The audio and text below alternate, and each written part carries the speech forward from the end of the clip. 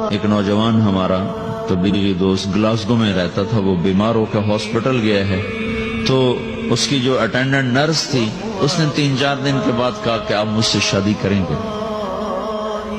اس نے کہا میں مسلمان ہوں، تم کرسچن ہو؟ کہا میں مسلمان ہو جاؤں، اگر آپ شادی کر دو تو میں مسلمان ہوں۔ اس نے کہا تم کس وجہ سے مجھے یہ پیشکش کر دو؟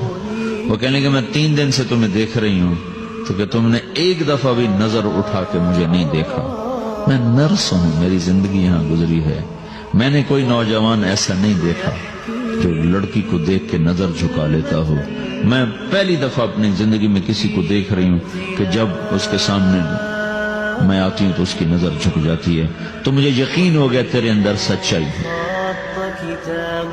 تو وہ مسلمان ہو گئے۔ اس نے آگے کتنی بچیوں کو مسلمان کیا۔ پھر اشفاق احمد صاحب مرحوم تھے، یہ ڈرامہ رائٹر، ان سے اچھی سلام دعا تھی میری، تو ایک دن مجھ سے کہنے لگے کہ میں تبلیغ کے کام سے متاثر ہوا ہوں انگلینڈ جا کر، پاکستان میں نہیں، انگلینڈ جا کر۔ تو میں ایڈمبرا میں پارک میں بیٹھا تھا، میری بیوی میرے ساتھ بیٹھی تھی، تو ایک جماعت آئی، انہوں نے آ کر اذان دی مغرب کی اور نماز پڑھی۔ نماز کے بعد 13-14 لڑکیاں بھاگ کے آگے آئیں ان سے بات کرنے کے لیے، تو میں نے بیوی سے کہا آؤ سنو یہ کیا کہنے لگے تھے، تو کہا ہم دونوں بھی پہنچے، تو جس نے جماعت کرائی تھی اس کو ایک لڑکی آگے بڑھ کے کہتی آپ کو انگلش آتی؟ کہی آتی ہے۔ کہی آپ نے کیا کیا ہے؟ کہی ہم نے اپنی عبادت کی۔ تو لڑکی کہنے لگی آج تو اتوار نہیں ہے، تو اس نوجوان نے کہا کہ جی ہم دن میں 5 دفعہ کرتے ہیں، صرف اتوار کو نہیں، روزانہ 5 دفعہ۔ وہ لڑکی کہنے لگی یہ تو بہت زیادہ ہے، آپ اس کو کیسے نبھاتے ہیں؟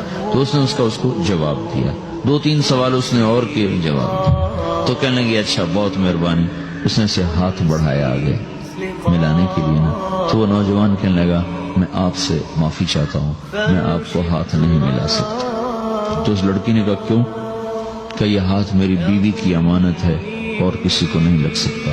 تو لڑکی کھڑی تھی، وہ زمین پہ گر گئی، صرف اس بہت وہ زمین پہ گر گئی، کھڑے کھڑے وہ زمین پہ گر گئی اور وہ بچوں کی طرح رونے لگی پھوٹ پھوٹ کے، اور کہنے لگی وہ لڑکی کتنی خوش قسمت ہے جس کے تم خامد، کاش یورپ کے مرد بھی ایسے ہی ہوتے۔